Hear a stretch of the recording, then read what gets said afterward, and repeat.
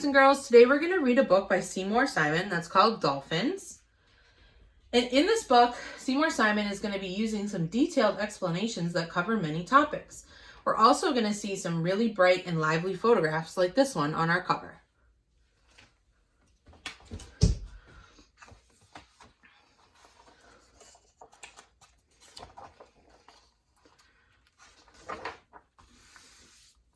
In a world where so many wild animals avoid and fear humans, dolphins charm us because they often seem unafraid of people.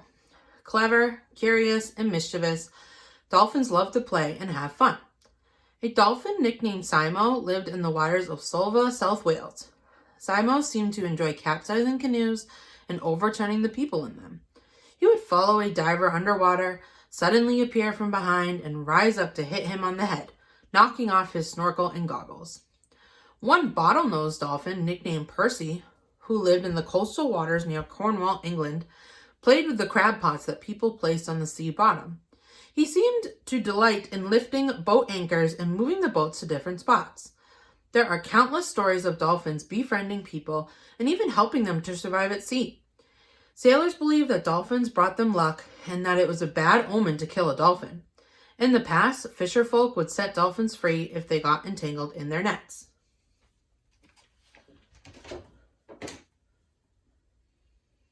I love how big and clear the photographs are in Seymour Simon's books. I feel like I'm in the water swimming with these dolphins. And we can see two dolphins right there.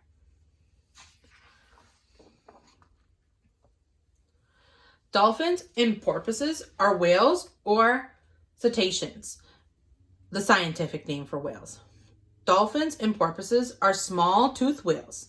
Larger whales, such as the blue whale, have a comb-like strainer made of baleen, or whalebone, in their mouths instead of teeth. Blue whales are the largest animals on Earth, growing up to be more than 100 feet in length and weighing over 150 tons. Most dolphins and porpoises are small or smaller than 12 feet long. Names can be confusing. Some porpoises are whales, some dolphins are called porpoises, and a few dolphins are called whales.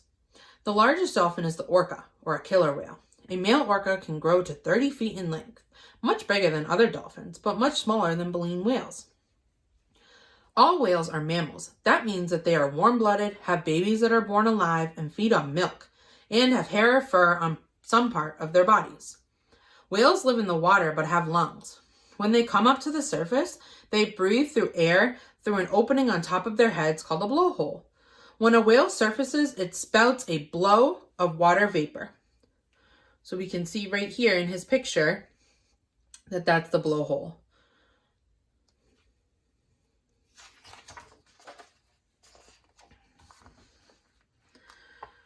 What's the difference between a dolphin and a porpoise? Not that much.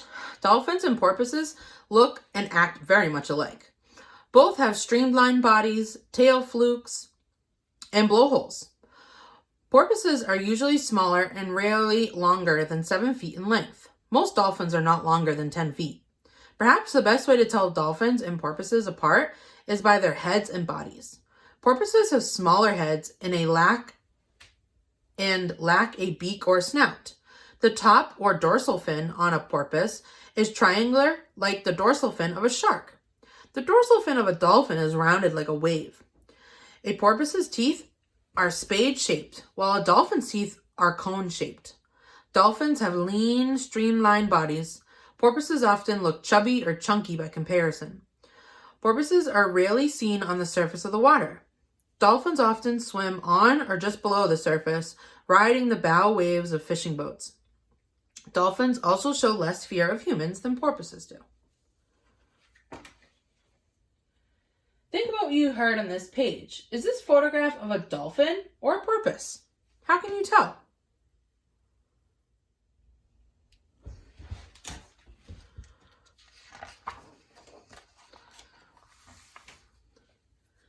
There are about 35 different species or kinds of dolphins and 6 kinds of porpoises. Most of these live in the salty oceans, but 4 dolphin species live in freshwater rivers. 5 or 6 kinds of dolphins, including the orca and pilot whale, are usually called whales. Freshwater river dolphins live in only a few of the largest rivers of Asia and South America, such as the Ganges, the Indus, and the Amazon rivers. Dolphins and porpoises live in all of the oceans except for the very coldest polar waters. The common dolphin, the Atlantic spotted and the Atlantic striped dolphins, and the white-beaked and the bottlenose dolphins are often seen in North Atlantic Ocean. Pacific white-sided and bottlenose dolphins live in waters of Canada and Alaska. Spinner dolphins, rhesus dolphins, and rough-toothed dolphins are mostly found in warmer tropical waters. All of the information on these pages is related to one idea Seymour Simon wants you to understand. What is the idea?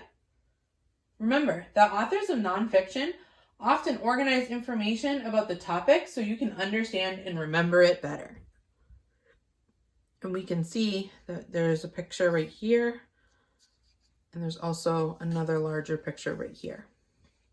And I want you to think about, is it a dolphin or a porpoise? Looking at these pictures.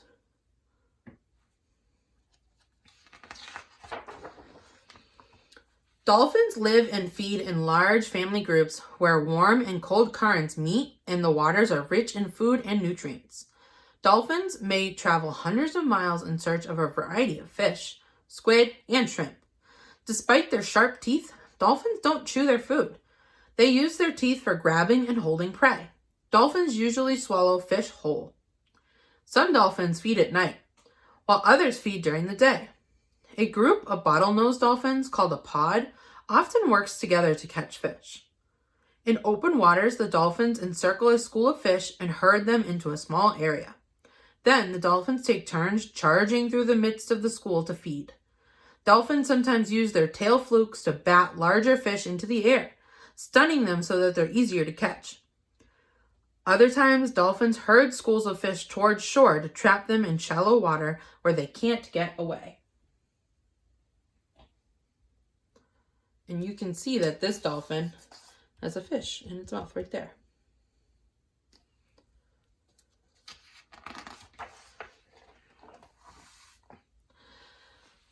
Dolphins and porpoises use different sounds to communicate with each other. The sounds include whistles, clicks, barks, squawks, and rasps. To signal others in their pod, they also jump straight out of the water and fall back with a loud splash. Some people think that dolphin sounds are a form of language. Dolphins can produce a series of 2,000 high-pitched clicks per second that go through the water, hit an object, and bounce back to the sender. By listening to the echo and the time it took to return, a dolphin can accurately locate a fish as small as your little finger. This is called echolocation, or sonar. Dolphins scan objects with their sonar. They can also combine the sonar image with their vision so that they can identify objects. Dolphins use their sonar to find food or swim at night when there is no light to see their surroundings. And we can see right here, what do we call this picture? We learned a word for this. When dolphins swim in a large group, what is that called? If you said pod, you're correct. Dolphins and porpoises are social animals that live in groups of all sizes. Small groups are called pods. The size of a pod depends on the kind of dolphin, the age, and sex, and other conditions. Pods range in a size from 2 or 3 to a dozen or more. Several pods sometimes join into herds or schools and can number in the hundreds. Dolphins in a pod have strong bonds. They can even recognize each other after a long separation. Mother-calf bonds are long-lasting. A calf stays with its mother for 3 or more years. Young adult male pods are strong and long-lasting. The young males cooperate in hunting and survival. Dolphins establish a dominance in a pod by biting, chasing, and smacking their tails on the water.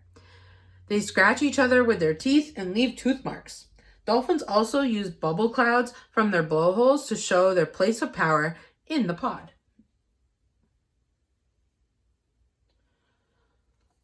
I want you to think about something that you're finding interesting about dolphins.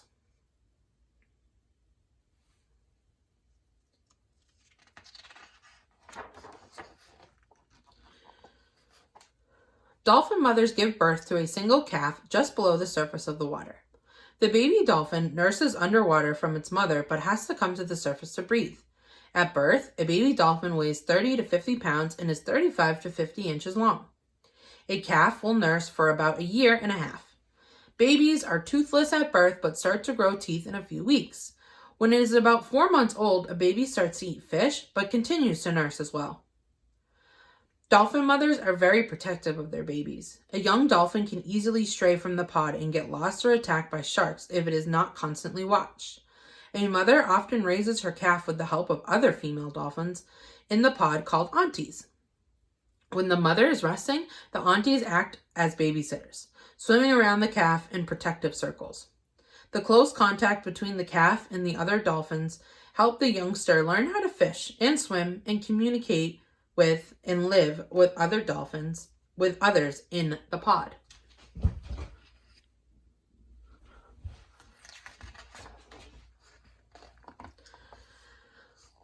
The bottlenose dolphin may be the best known because it is often seen in marine parks and other large aquariums. The bottlenose is seen along the shores of the United States and lives in temperate and tropical waters around the world. The dolphin gets its name because of its short and stubby beak that resembles a bottle. Its top fin is high and curved and located near the middle of its back. Its flippers are medium length and pointed. Male bottlenoses are usually larger than females and may reach 12 feet in length and weigh 1,400 pounds. Their color is usually light gray to slate gray on the upper parts of the body, becoming lighter on the sides and pink-gray on the bottom. Bottlenoses live in groups of 20 or less near the shore, but may live in offshore groups of several hundred. An adult bottlenose eats 15 to 30 pounds of food each day. At times, bottlenoses feed near fishing boats.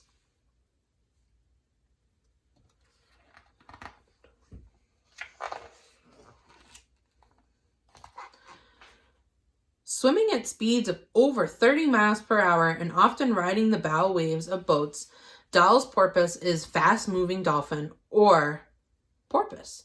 The head and the back of the porpoise create a hollow cone of air that allows the Dall to breathe while still riding the underwater wave. Dalls live only in North Pacific, from Baja California to Alaska, and across the Bering Sea into Japanese waters. The beautifully marked black and white porpoise was named after American naturalist W.H. Dall. A Dall's small, round head appears even smaller than it is because of the porpoise's strong, muscular body. A Dall is quite small compared to other dolphins, averaging 6 feet and weighing between 200 and 300 pounds. A Dall's teeth are unusual. Each tooth is separated by rigid growths called gum teeth. Because the regular teeth are so small, these horny growths help in grasping slippery foods. A Dall's eyes are also exceptionally colored, with deep, shiny blue-green pupils. You can see them swimming right here.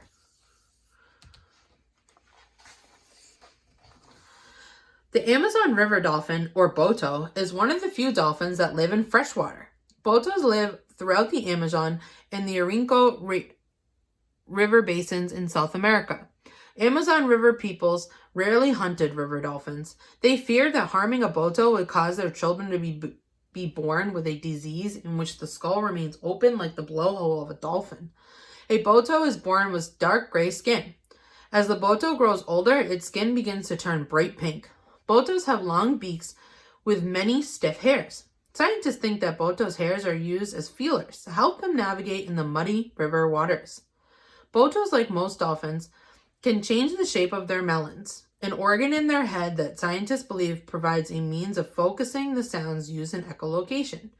They can also scan, turn their heads from side to side, focusing in the direction of the sound waves. So this is a boto, and we can see it has a much, much larger snout.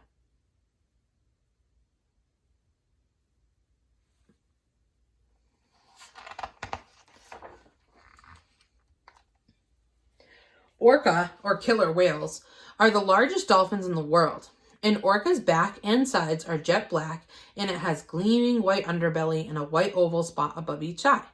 The coloring of an orca may remind you of a penguin. A male orca can grow to be 32 feet long, as large as a school bus, and weigh 8 to 9 tons, as much as 3 Asian elephants. Orcas live in all the oceans of the world. Orcas care for sick and injured members of their pod. Each orca pod makes some sounds in common with other pods and other sounds that only are made by their own pod.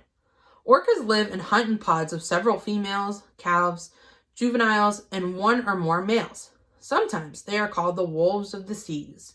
Depending upon the area, orcas feed on different kinds of food, including sea lions, elephant seals, harbor seals, smaller porpoises,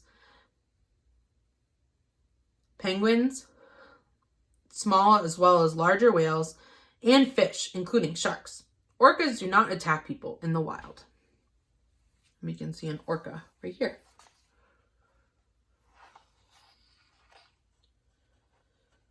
So these last few pages told you about different kinds of dolphins and porpoises. What are the names of new dolphins you learned? What are other information that was new to you? The greatest threats to dolphins and porpoises are still pollution and careless commercial net fishing. Scientists think that increased levels of garbage and industrial waste washing into the sea help create a red tide. A red tide is the result of the rapid growth of tiny sea plankton that produce a kind of poison. Fish eat the poison and dolphins eat the fish and die. During a red tide, many dolphins may be killed or injured. In the Pacific Ocean, tuna swim with dolphins. More than 50 years ago, many thousands of dolphins were killed in tuna nets every year.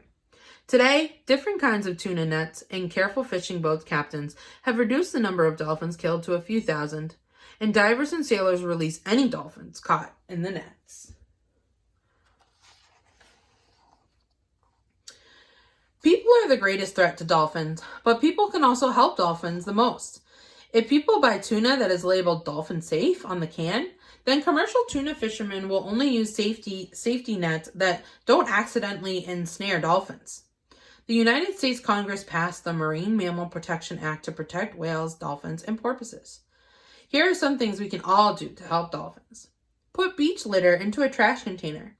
If you're in a boat when you spot dolphins, ask the driver to slow down and avoid turning or reversing suddenly. Do not harass dolphins and don't pursue them if they leave. Help beach dolphins and porpoises by calling the local police, aquarium, or Department of Conservation.